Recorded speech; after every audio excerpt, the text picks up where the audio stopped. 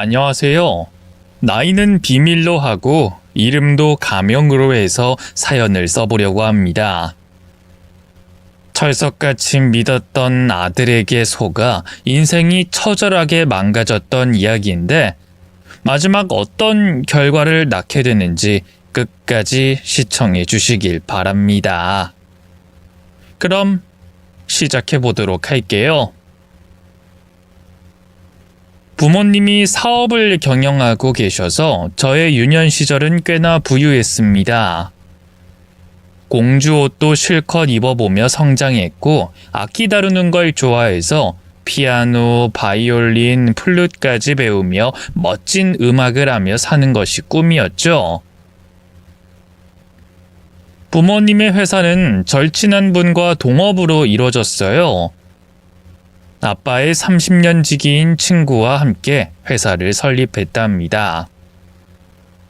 마음 맞는 사람이 열정적으로 즐겁게 일했으니 회사의 규모는 점점 커졌어요. 그리고 동업자 아저씨의 아들이 저와 동갑내기라 어릴 적부터 친하게 지냈습니다.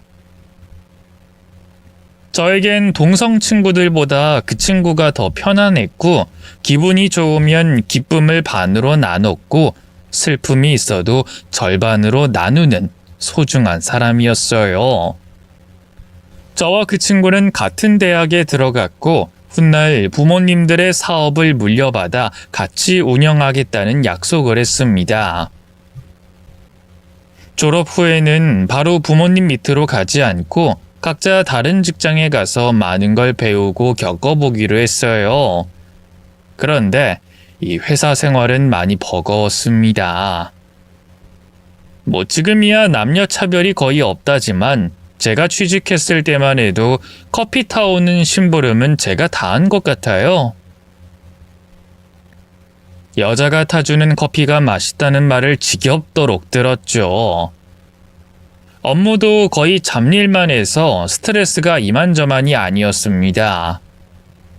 그래서 그 친구를 만나 자주 하소연하고 했답니다.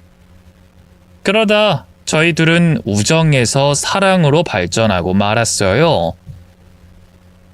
어릴 적부터 절친한 친구로 지냈는데 일이 이렇게 될 거라고는 상상도 못했죠. 둘 다 마음이 있는데 고백을 하지 못하고 질질 끌다가 30쯤에 그 친구가 저에게 사랑을 고백했고 저도 같은 마음이라고 고백했습니다. 양가 부모님은 절친이었고 저희 둘의 사랑을 전해 듣고 매우 좋아하셨어요. 부모님들은 진작부터 저희 둘이 결혼하길 바랬다고 하셨답니다. 상견례 같은 건 하지 않고 부모님들이 다 알아서 해주시겠다고 하셨죠. 결혼은 2년 안에 하기로 하고 각자의 일상을 보냈습니다. 그런데 저희 부모님이 멀리까지 출장을 가셨다가 돌아오는 길에 육중 추돌의 사고를 당하셨어요.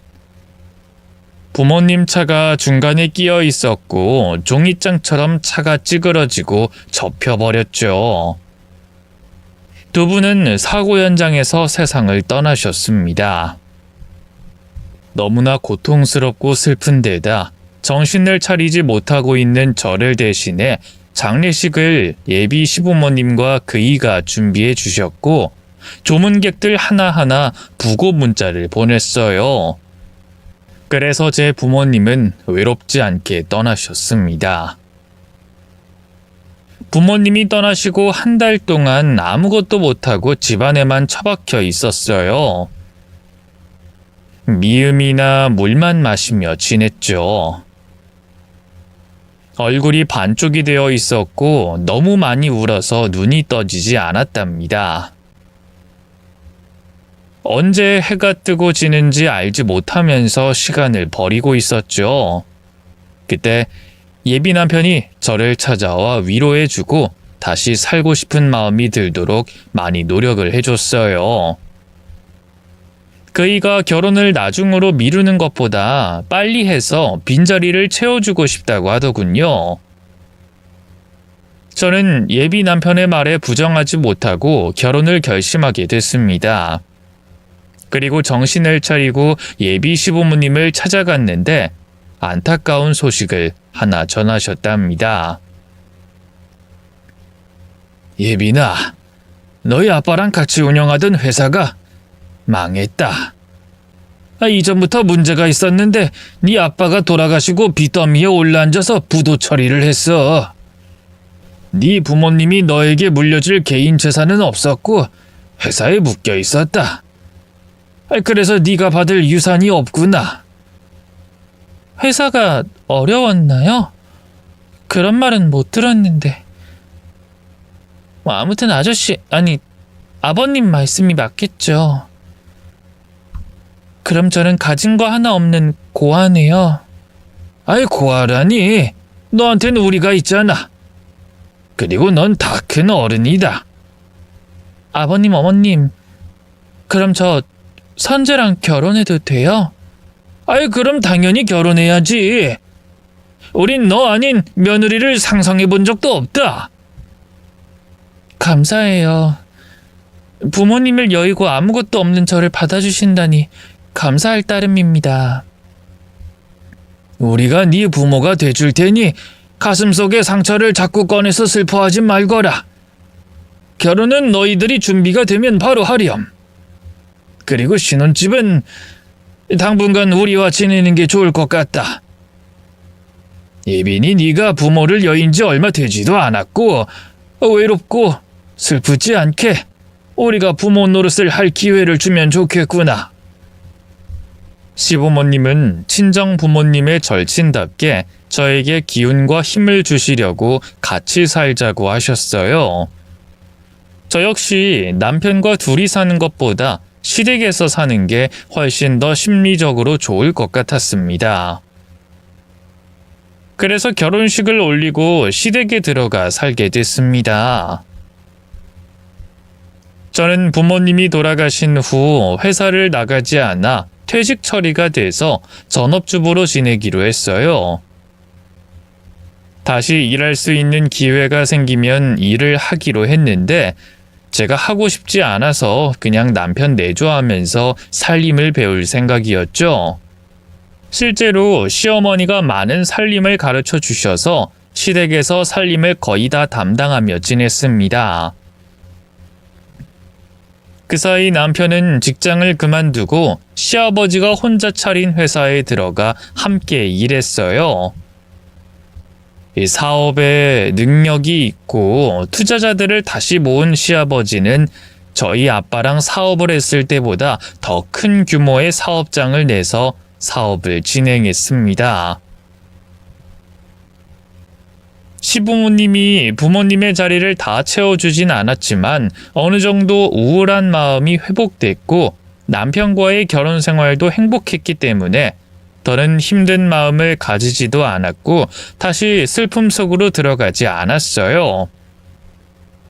그런데 해가 한번 바뀌자 시부모님의 태도가 완전히 달라지셨습니다.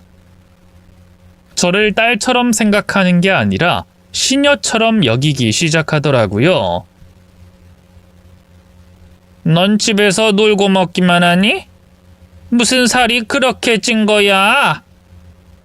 어머님, 제가 집 밖을 잘 안 나가서 그런 것 같아요. 밖에 안 나가면 집안일을 좀 제대로 하든가. 먹기만 하고 빈둥대니까 그 모양인 거 아니야? 우리가 언제까지 너의 우울함을 봐줘야만 하는 거냐? 까놓고 말해서 네 부모가 그렇게 떠나고 쥐뿔도 없는 너를 받아준 우리다. 그럼 고마워서라도 살림이라도 잘해야 하는 거 아니냐? 열심히 하고 있어요, 어머님. 할 건 다 한다고요. 심히 웃기는 소리 하네. 네가 청소하는 거 다 마음에 안 든다. 어지간하면 말을 안 하려고 했는데 넌 할 줄 아는 게 없어도 너무 없어. 1년이나 됐으면 척척 해내야 하는 거 아니냐? 내가 시켜야지만 몸을 움직이는 꼴이 얼마나 나태하고 무식하게 보이는 줄 아니? 죄송해요, 어머님. 제가 많이 부족한 사람인가 봐요. 너그럽게 봐주시고 앞으로 잘할 테니 지켜봐 주세요. 그러자 시아버지가 시어머니를 말리셨어요.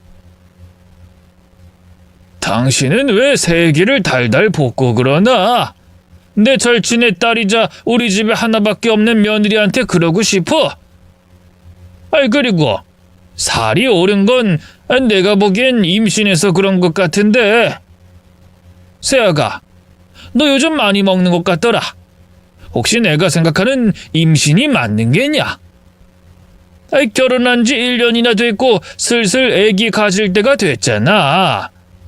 내 말이 맞지? 아니요, 아버님. 임신은 아닌 것 같아요. 살이 찐 건 스트레스 받을 때마다 먹을 거로 풀어서 그런 거예요. 병원에 가보긴 한 거야? 한번 가서 검사라도 받아봐라. 네? 알겠어요. 내일 병원에 가볼게요. 시아버지가 은근히 손주를 기다리고 있으셔서 가끔 소식이 없냐고 물으셨는데 제가 살이 오른 걸 보고 거의 임신을 확신하셨습니다. 하지만 다음날 병원에 갔는데 임신이 아니라고 했어요. 그리고 추가적으로 제가 선천적으로 임신할 수 없는 몸이라고 하셨답니다. 자세히 말씀드리진 못하지만 몸에 문제가 있어 인공수정이나 시험관 아이도 가질 수 없다고 했죠. 그래서 시댁에 가서 솔직하게 털어놨습니다. 아버님, 죄송한데 임신이 아니라네요. 면목 없습니다. 임신이 아니래? 뭐 살이 쪄서 당연히 임신인 줄 알았는데 그냥 살이었구나. 그럼 다음을 기대해야겠구나. 너나 내 아들이나 나이가 있으니 조금 서두르는 게 좋겠구나. 아버님, 어머님, 제가 드릴 말씀이 있습니다. 오늘 병원에서 검사를 받았는데 임신이 불가능한 몸이라고 해요. 선천적으로 아이를 가질 수 없다네요. 뭐? 너 그게 사실이냐? 나한테 손주를 안겨줄 일이 없다는 거야? 나 이거 참... 이런 이야기를 들으니 기가 막히고 황당하네. 시아버지는 크게 실망하셔서 천장을 보고 혀를 연신 차셨습니다. 그리고 시어머니는 눈을 매섭게 뜨고 저에게 화를 내셨습니다. 넌 마음에 안 든다 했더니 여자라면 다 낳는 애까지 못 낳는다는 거냐?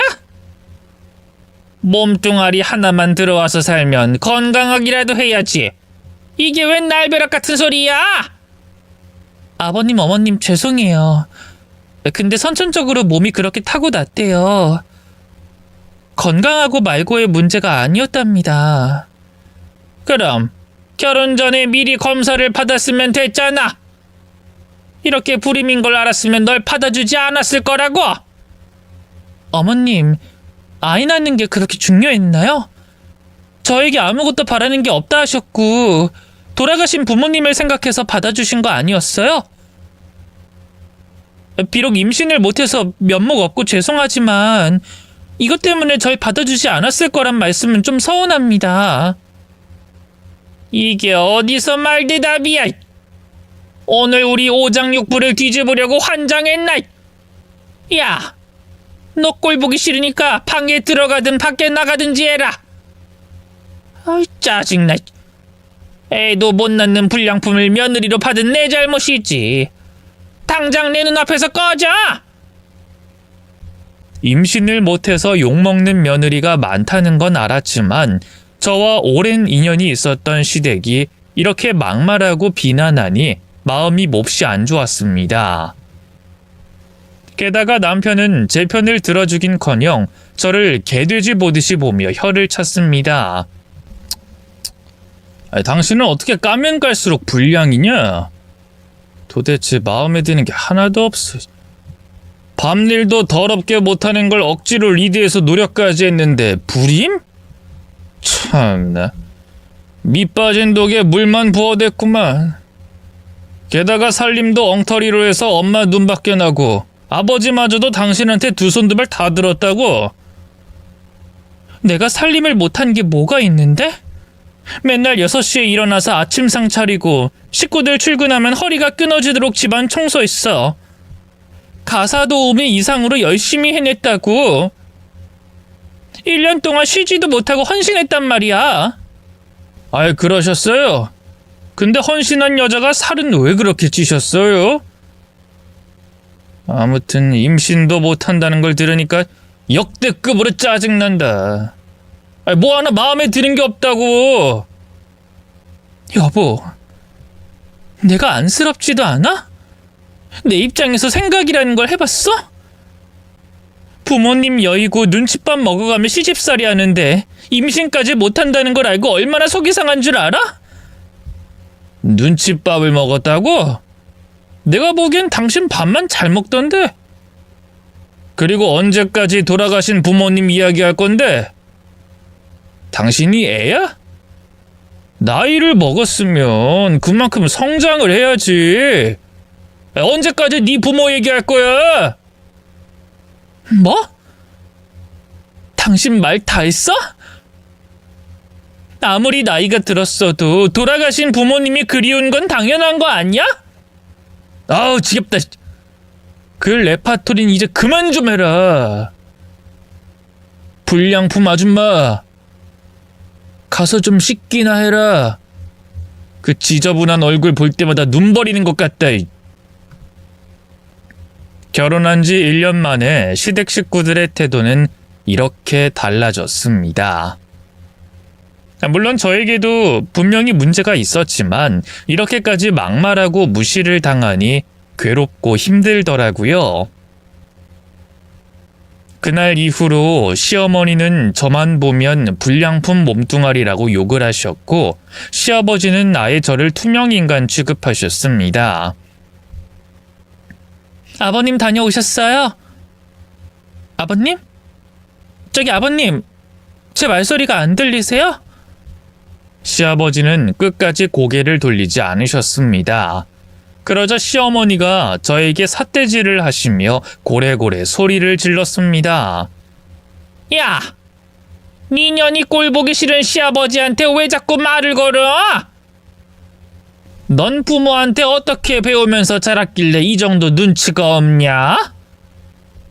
네가 불임이라 화가 난 상태니까 당분간 내 남편한테 말 걸지 마!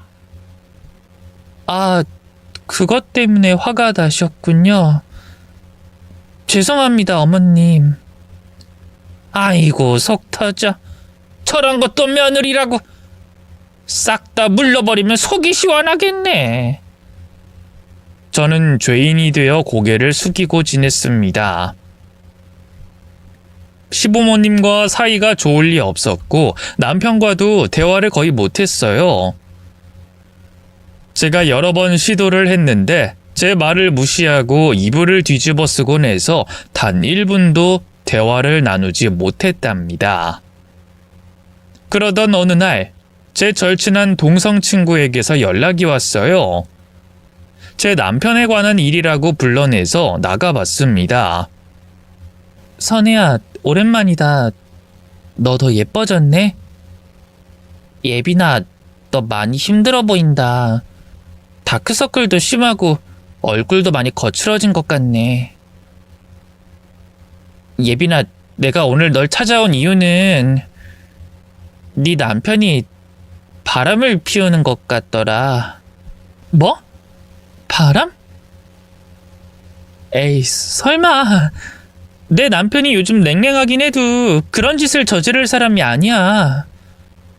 예빈아, 알 사람은 다 알아. 나만 알고 있는 게 아니라 우리 동창 몇몇이 다 직접 봤다고. 여자가 뭐 하는 사람인진 누구인진 모르지만 확실하게 바람을 피우고 있어.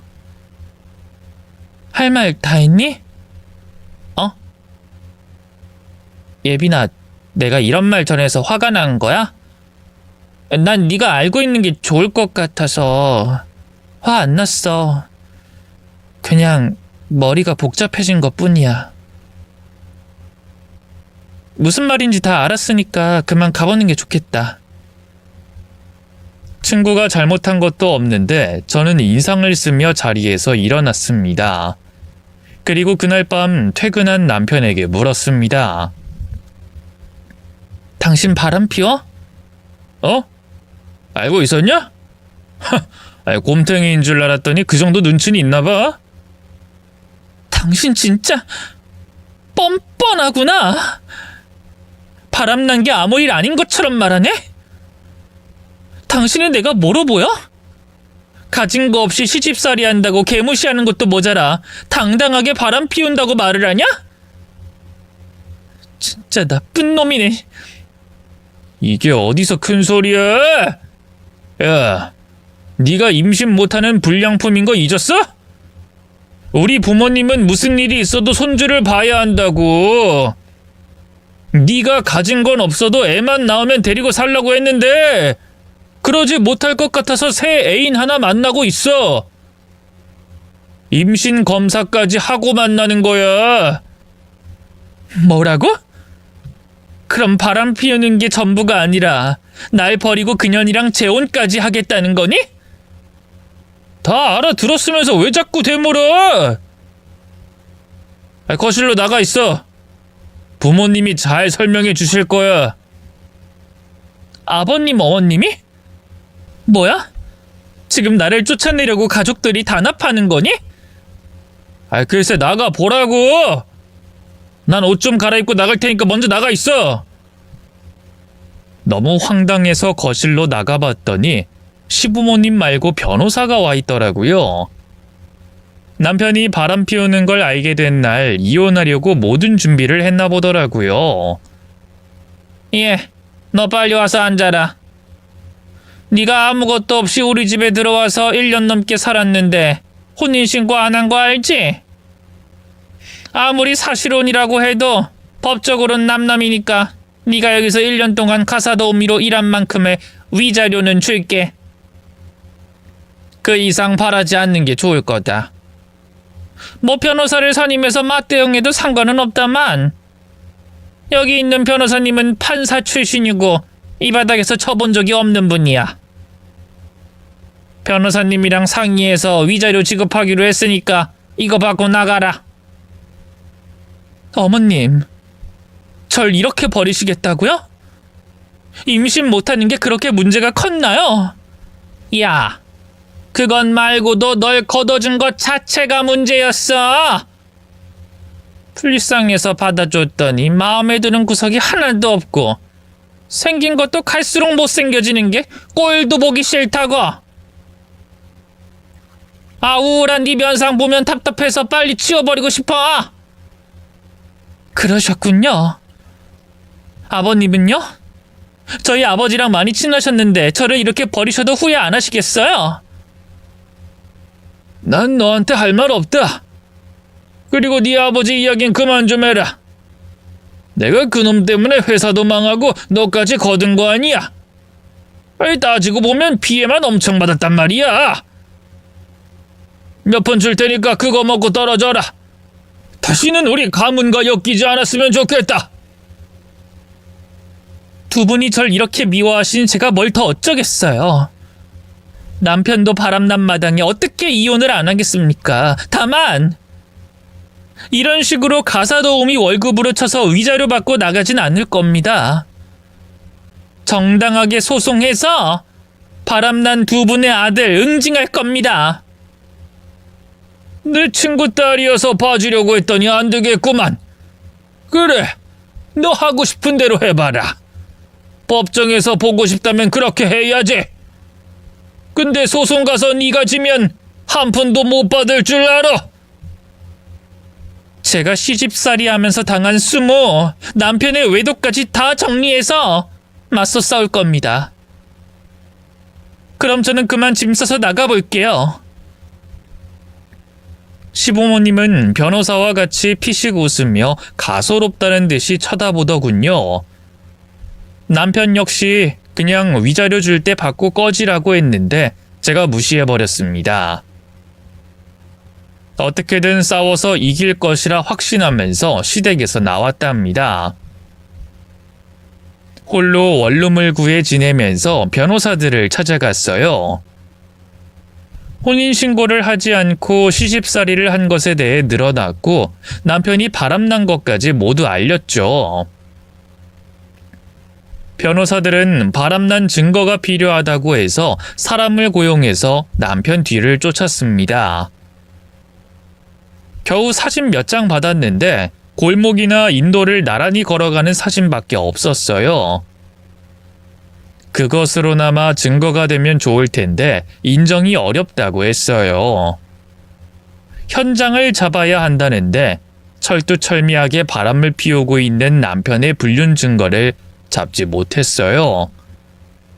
그래서 부족한 증거를 가지고 법정에 가게 됐는데 시댁에서는 저를 밥만 처먹고 게으른 며느리로 만들었더군요.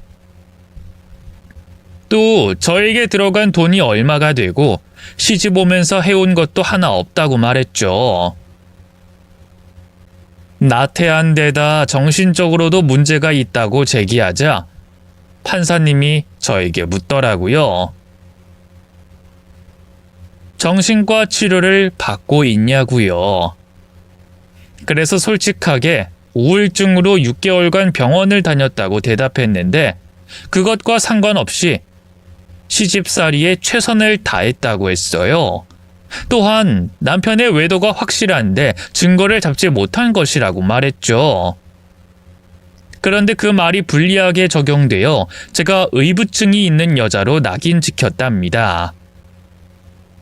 또 혼인신고가 되지 않았는데 다른 여자를 만난다고 해도 문제가 안 된다며 남편의 변호사가 주장을 펼치자 판사님은 최소한의 위자료를 받고 헤어지라고 선고했습니다. 결국 처음 제시했던 위자료보다 적은 돈을 받고 시댁과의 연을 끊게 됐어요. 억울하고 화가 났지만 제가 할 수 있는 게 아무것도 없으니 속이 쓰려도 잊어버리고 홀로 서기에 집중하기로 했습니다. 새로 직장을 구하려고 이력서를 넣고 면접을 보게 됐는데 다 떨어졌어요. 면접관들이 말은 안 했지만 아무래도 외모가 탐탁지 않았던 것 같아요. 제가 부모님을 여의고 얼굴 표정이 많이 우울해진 데다 살까지 쪘으니 보기 좋진 않았을 겁니다. 저는 모든 것이 제 문제라고 판단하고 회사 취직을 미루기로 하고 알바라도 구하려고 여러 곳에 지원했습니다. 그러다 비정규직 청소부로 일할 기회를 얻었습니다. 대학교 안에서 청소하는 일이었는데 최저시급 이상으로 준다고 해서 바로 일하기 시작했답니다. 건물 안 복도와 계단, 강의실과 넓은 강당, 곳곳에 화장실까지 구역을 배정받아서 매일 청소했어요. 몸을 써가면서 일하니 잡생각이 들지 않아 아주 좋았습니다. 직업에 귀천도 없고 지금 하는 일이 정신적으로 회복하는 것과 몸도 건강해지는 것 같아 오랫동안 일하기로 마음먹었죠. 청소하는 구역을 바꿔가면서 했는데 복도 청소를 하던 중 어디서 많이 본 사람이 눈에 들어왔어요. 분명히 어디선가 봤는데 이름이 기억나지 않더라고요.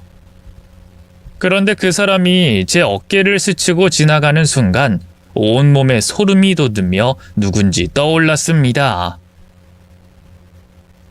당신 내 남편이랑 바람난 그 여자지? 사진으로 봤지만 확실히 알아보겠네. 누구세요? 아, 선재 씨가 데리고 살았다는 그 여자구나. 나도 사진으론 봤었는데 이렇게 만나게 되네요. 아줌마 여기서 청소부로 일해요? 근데 왜 하필 내가 일하는 대학에서 이러고 있는 거지?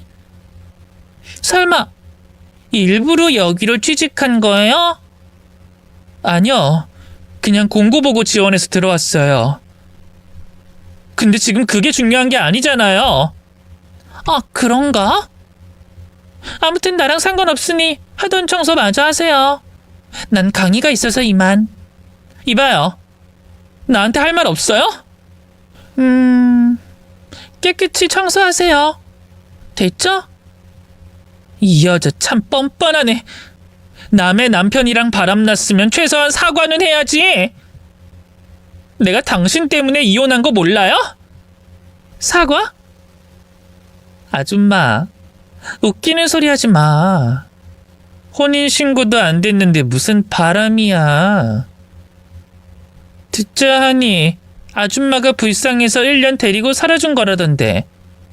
아줌마 몰골이랑 몸매 보니 왜 버려졌는지 이해가 되네.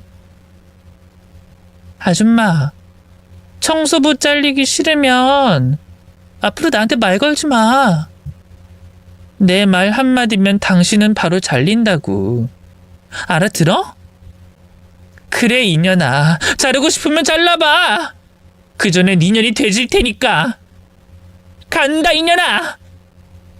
상간녀의 뻔뻔한 태도에 화가 난 저는 그년에게 달려들었는데 복도에 뿌려진 세제에 미끄러져서 넘어지고 말았어요. 이 아줌마 코미디하네. 북치고 장구치고 아주 재밌어. 아줌마, 자빠진 김에 온몸으로 바닥 닦아놔. 무릎과 손바닥을 심하게 다친 저는 일어나지 못하고 멀어져가는 상간녀를 바라만 봤습니다. 여하튼 상간녀의 정체를 알게 되니 다시 복수심이 불타올랐습니다. 두 년놈을 혼내주고 시댁에도 그 어떤 복수라도 해줄 생각이었어요. 계란으로 바위치기겠지만 제가 당한 수모만큼 꼭 돌려줘야겠다 싶었죠. 그래서 먼저 대학교 신문고에 글을 올렸습니다.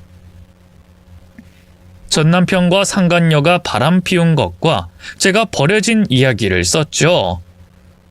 그런데 글이 올라간 지 3분 만에 싹 사라져버렸답니다. 다시 작성해서 올려도 마찬가지였어요. 그래서 같이 일하는 청소부 아주머니들께 부탁을 했어요. 제 사정을 말하고 다 같이 신문고에 글을 쓰자고요. 하지만 아무도 제 부탁을 들어주지 않았습니다.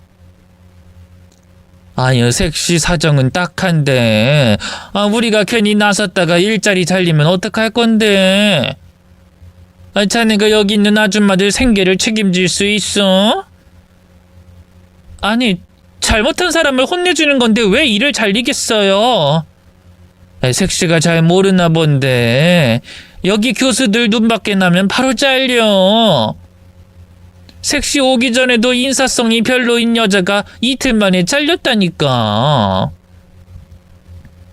들어보니 교수들에게 인사를 제대로 안 해도 잘리고 교수가 복도를 걷다가 미끄러워 넘어지기라도 하면 잘리는 데다가 내용 증명서까지 받는다고 하더군요.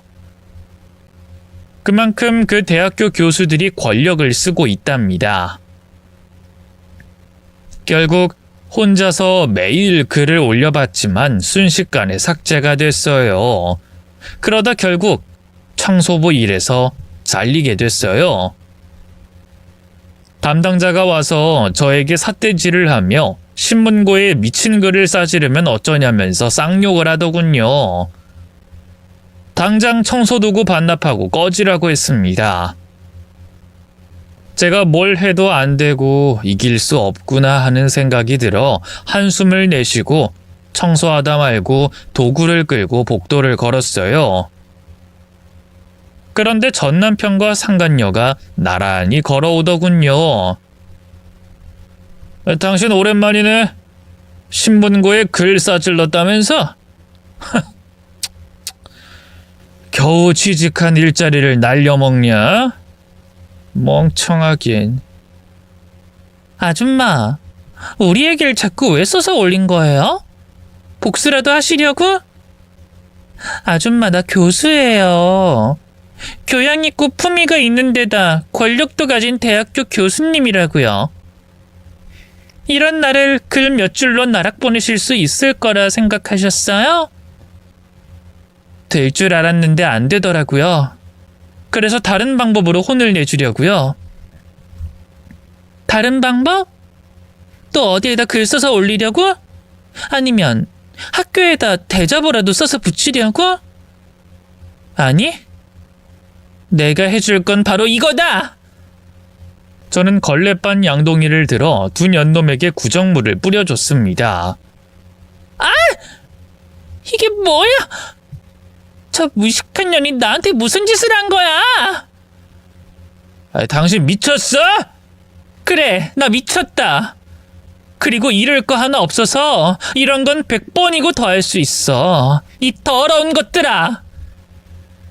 그 순간 청소 담당자가 와서 굽실거리며 두 년놈에게 사과했고 제 팔을 잡고 밖으로 쫓아냈습니다. 그래도 교수라는 년이 소문나는 게 무서웠는지 저를 신고하진 않더라고요. 제가 해줄 수 있는 복수가 그것밖에 없어서 안타까웠고 그 대학교에서 더는 일할 수 없어 떠나기로 마음먹었습니다. 원룸을 빼고 지방으로 떠날 생각이었어요. 다 잊고 차근차근 준비해서 다시 예전처럼 큰 회사에 들어갈 마음이었죠. 원룸에서 뺄 짐은 옷가지가 전부여서 가방 2개를 채워서 밖으로 나왔습니다. 돌아가신 부모님이 떠올랐고 미움과 원망으로 가득 찬 시부모와 남편도 떠올랐는데 다 잊고 새로 시작하기로 마음을 먹었죠. KTX를 타러 가려고 택시를 불렀는데 웬 승용차가 제 앞에 서더군요. 이예빈 씨 맞으시죠? 절 아세요? 아가씨 접니다. 돌아가신 이용정 씨의 후원으로 공부했던 박태식이요. 후원이요? 아, 부모님이 후원을 많이 하셔서 누가 누군지 잘 기억 못해요. 근데 어떻게 알고 저를 찾아오신 거예요? 절 기억 못하시는군요. 몇 번 뵀었는데. 하긴 뭐 제가 예빈 씨보다 7살이나 어렸으니 기억 못할 만도 하죠. 기억 못해서 미안해요. 근데 무슨 일로... 지금 어디 가시는 길이세요? 네, 지방으로 가려고요. 새로운 시작을 위해 떠나는 길입니다. 예빈 씨, 지금 떠나는 건 바보 같은 짓입니다. 제가 들려드릴 말이 많습니다. 어서 제 차에 타세요. 네? 그게 무슨 말씀이세요? 일단 저 믿고 타세요. 제가 예빈 씨의 인생을 되돌려 드리겠습니다. 무슨 말인진 모르겠지만 저희 아빠한테 후원받은 사람이기에 떠나는 걸 잠시 미루고 차에 올라탔습니다. 그리곤 큰 건물에 들어갔어요. 거기서 그 남자의 정체를 알게 됐죠. 저에게 수많은 서류를 보여줬고 상황을 이해시켜줬습니다. 저는 진실을 알고 오열했고 지방으로 떠나는 건 취소해버렸답니다. 그리고 한 달 동안 태식 씨와 일에 매달렸어요.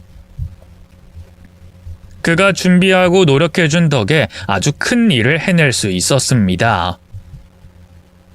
한 달 하고 보름 뒤에 시부모가 제가 있는 곳에 찾아왔어요.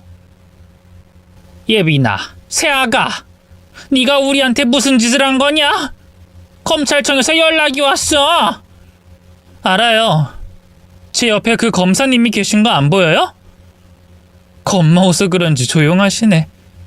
어머님, 처음부터 모두 계획적이었죠?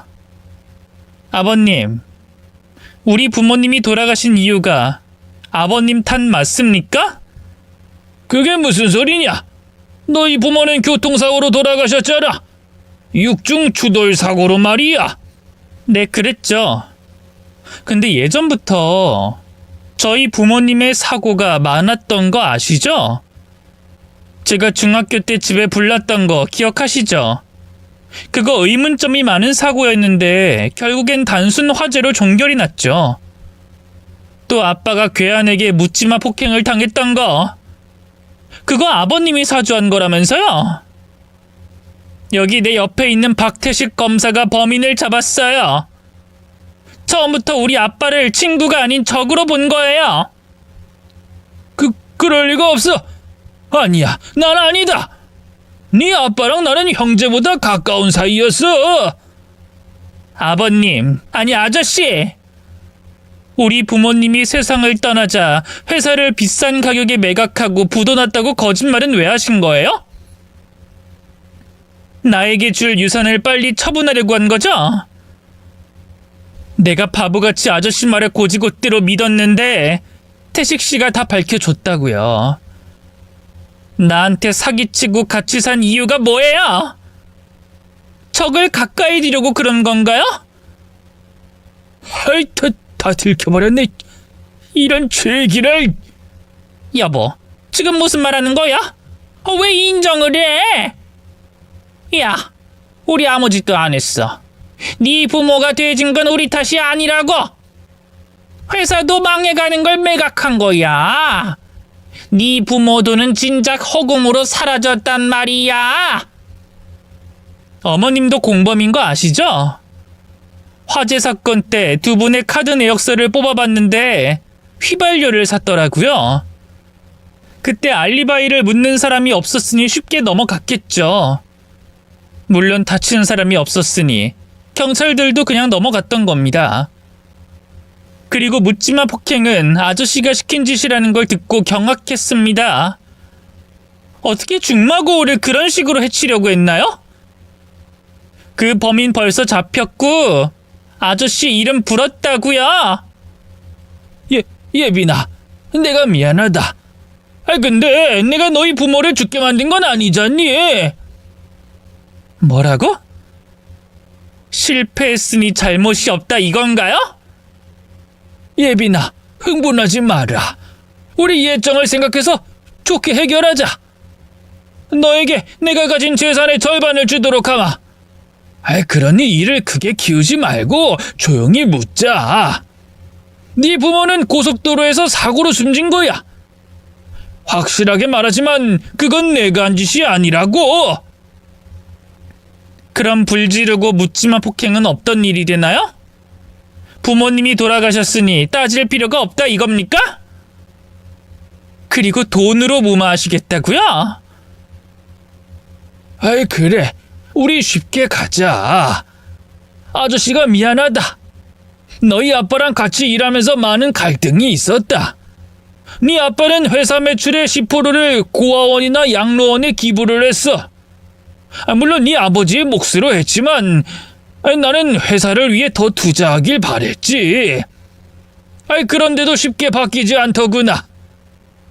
나중에는 내가 돈 벌려고 사업하는 건지 자선 사업을 하는지 헷갈렸다. 그래서 네 아빠와 자주 다투곤 했어. 아, 우리 아빠가 수익을 기부했다고 그렇게 하신 거예요? 그렇게 짧게 말하면 내가 나쁜 놈 같잖니? 회사 사정이 어려울 때는 우리의 수익을 박아가면서 해야 했어. 네 아빠는 회사를 더 크게 키울 마음도 없었고 욕심도 없었어. 사업에 맞는 인재가 아니었단 말이다. 그래서 네 아빠를 해치려고 한 건 맞다. 하지만 불을 질렀을 땐 내가 바로 구급차를 불렀다. 바로 후회가 들었으니까. 그리고 묻지마 폭행도 마찬가지야. 내 친구가 맞는 걸 보고 가슴 아파서 중단하라고 했어. 병 주고 약 주신 거예요? 뭐 이런 인간이 다 있지? 난 이해가 안 됩니다. 아무튼 아저씨가 저지른 증거와 증인이 있으니 빠져나가지 못할 겁니다. 아저씨가 그렇게 싫어하던 기부를 받고 공부한 소년이 무럭무럭 자라서 검사가 됐다고요. 난 태식 씨가 아니었으면 아무것도 모르고 지나갔을 겁니다. 바보처럼 당하고 끝났을 거라고요. 예빈아, 변명은 그만하마. 내가 죄인이다. 그래, 나 나쁜 놈이야. 하지만 다 지난 일이고 너희 부모는 나 때문에 세상 떠난 게 아니잖니. 그리고 회사를 매각한 돈과 위자료까지 너에게 돌려줄게. 그럼 다 해결되는 거 아니니? 우리 평화롭게 이 일을 해결하자. 저 검사님한테 일을 덮어달라고 해주렴. 아직 기소하지 않았으면 제발 합의하자. 아니요. 합의 같은 건 없어요. 당신들이 한 짓 다 돌려받을 겁니다. 미수로 그쳤지만 우리 부모님을 해치려고 벌인 짓, 그리고 사기죄까지 다 받을 거라고요. 예빈아, 이러지 마. 해달라는 건 다 해줄 테니 제발 선처해다오. 선처 같은 소리 하네. 그나마 당신들이 나에게 완전히 정 떨어지게 쫓아냈으니 망정이지. 나한테 계속 잘해줬다면 바보처럼 용서했을지도 모르겠네요. 물론 제 상상일 뿐입니다. 아무튼 당신들은 죗값을 받을 거예요. 시부모님은 제 앞에 넙죽 엎드려서 살려달라고 빌었습니다. 감옥엔 죽어도 못 가겠다며 재산의 절반 이상을 줄 테니 봐달라고 하더군요. 예빈아, 우리가 해달라는 건 다 해줄 테니 그만 용서하고 예전처럼 같이 살아보자. 어머님, 애 못 낳는 불량품이 어떻게 그 집안에 들어가겠어요? 그 교수 며느리 있잖아요. 아직 혼인신고는 안 했으려나? 응, 아직 혼인신고 안 했다.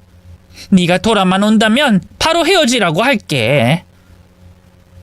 사실 내 아들도 우리가 널 찾아오는 걸 알고 있어. 지금 불안해하며 기다리고 있단다. 아, 그럼 계속 불안해하라고 하세요. 그이도 털어보니까 죄가 꽤 있던데요. 우리 태식 검사님이 조사해 봤는데 회사 돈으로 사치를 꽤 부렸나 봐요. 두 분과 같이 탈세와 횡령에 대해 조사받을 겁니다. 그러고 보니 죄가 어마어마하게 많으시네요. 재판을 몇 번이나 받아야 하는 거지? 아무튼 감옥에서 똥칠하고 돼지기 전까지 못 나올 수도 있겠어요. 자, 그럼 제 할 말 다 했으니 돌아가 보세요. 아마 내일부터는 바빠질 겁니다. 그렇죠, 박태식 검사님? 네, 제가 하나하나 다 밝혀드리고 죗값을 받게 해줄 겁니다. 저를 후원해주신 분이 그렇게 만들었으니 제가 절대로 가만두지 않을 겁니다. 없던 죄를 더 만들어서 평생 감옥에서 나오지 못하게 하겠어요. 시부모님은 한참 동안 오열하며 구걸하며 빌었지만 제 마음은 완고했습니다. 두 사람은 안 나가고 버티다가 박 검사가 부른 경찰들이 쫓아냈답니다. 이튿날 검찰청에 출석한 시부모는 바로 구속되어 조사받기 시작했고 전 남편도 횡령과 탈세 혐의로 곧 잡힐 거라고 했습니다. 그리고 상간녀에게도 복수해 주려고 박 검사님한테 부탁했답니다. 검사님, 상간녀 좀 어떻게 안 될까요? 제가 신문고에 글을 써도 금세 지워지더라고요. 매장시킬 방법이 없을까요? 없긴 왜 없겠어요. 제가 그 상간녀가 다니는 대학을 졸업했어요. 많은 교수님들을 알고 있고 제가 검사가 된 이후로 연락도 자주 하고 있다고요. 먼저 교수님들한테 연락을 돌리고 방법 찾아보겠습니다. 이래서 집안에 사자 한 명이 있으면 좋다고 하나 봐요. 고마워요, 박 검사님. 고맙긴요. 제가 예빈 씨 부모님 아니었으면 검사는커녕 대학도 포기했을 겁니다. 전 꿈도 없고 인생 사는 게 싫었어요. 그때 제 손을 잡아주신 분들이 예빈 씨 부모님이십니다. 제가 크게 될 놈이라면서 칭찬을 엄청 많이 해주셨어요. 그분들 아니었으면 지금의 저는 없었을 겁니다. 그렇게 박 검사님 덕분에 먼저 시부모님을 구속 수사하게 만들었는데 출석을 앞둔 남편이 상간녀와 손을 잡고 찾아왔습니다. 예빈아, 여보, 우리 부모님이 그런 못된 짓을 할 줄 몰랐어.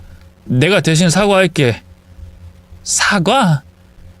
내가 니놈 식구들 사과를 받아줄 것 같니?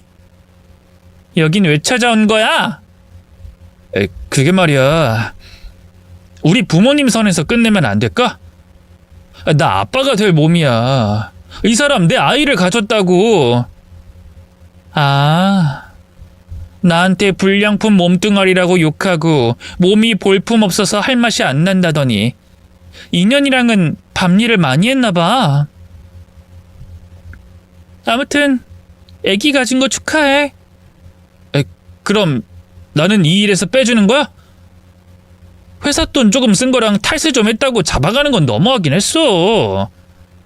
누가 빼준대? 감옥에 가도 애기 아빠가 되는 건 변하지 않아. 말 그대로 축하일 뿐이라고. 니놈이 저지른 잘못은 법의 심판을 받아야지. 그게 당연한 거 아닌가? 뭐? 내가 아내를 데리고 와서 사정하는데도 꼭 그렇게까지 해야겠어? 이렇게까지 해야겠어. 넌 감옥에서 몇 년 썩어야 할 거야. 제가 당당하게 말했더니 상간녀가 주둥이를 놀리더군요. 이봐, 아줌마. 해도 너무하시네. 아무리 남편 빼앗겼다고 이렇게까지 하는 건 너무하는 거 아니에요? 솔직히 말해서 시부모님이 죄를 지은 건 맞지만 나랑 내 남편이 아줌마 부모한테 잘못한 건 없잖아요. 우리 그냥 잘 살게 내버려둬요. 돈이 목적이면 얼마든지 드릴게요. 더러운 상간녀 아니랄까봐 말하는 것도 더럽네. 돈으로 해결하겠다고? 이봐 교수님, 곧 대학교에서 잘릴 거야. 박 검사님이 당신 대학 총장 만나고 왔어. 자초지종 다 설명하고 잘라버리겠다는 대답 듣고 왔다고. 그리고 다른 대학에 취직 못하게 다 막아버린다고 하더라. 그러니 미혼모로 어떻게 살아야 할지 열심히 궁리해봐. 뭐라고요? 총장님을 만나? 날 잘라버리겠다니 이게 다 무슨 소리예요? 들은 그대로야. 우리 박 검사님이 당신 대학교를 나온 엘리트야. 게다가 검사라서 교수고 총장이고 엄청나게 신뢰한다고. 곧 잘릴 테니까 다른 일 구해봐. 대학 교수는 어려울 거라니까. 이 나쁜 년. 난 그저 이 남자를 사랑한 죄밖에 없잖아. 왜 똑같은 범죄자 취급을 하는 거야? 내가 당신한테 뭘 그렇게 잘못했는데? 너 존재가 잘못이야. 너로 인해 내가 받은 상처를 치유하려면 뭐라도 해야 하니 그런 줄 알면 된다고. 내가 이 자리까지 어떻게 올라왔는데?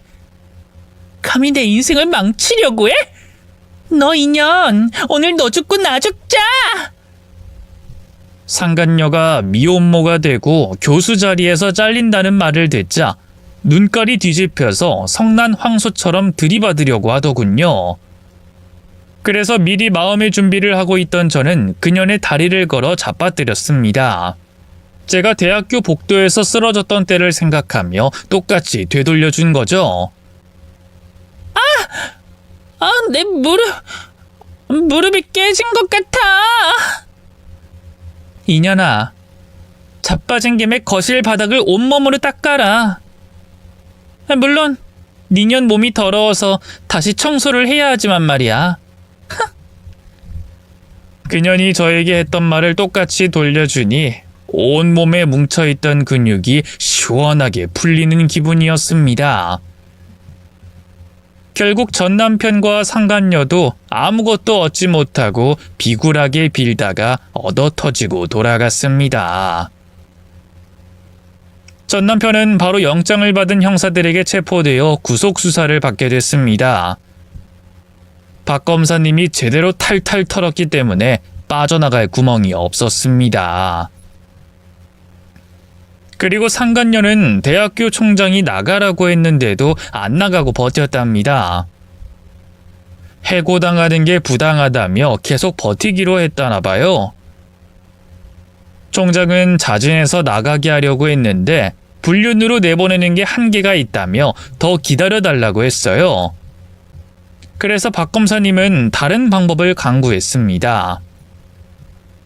대학 동문들과 후배들을 다 불러서 회식을 시켜주면서 상간녀의 수업을 듣지 말아달라고 부탁했어요.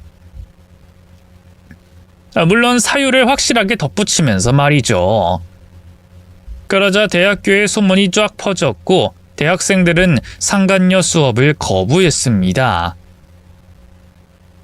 그녀는 빈 강의실에서 한 달 동안 버티다가 도저히 방법이 없어 퇴직했답니다.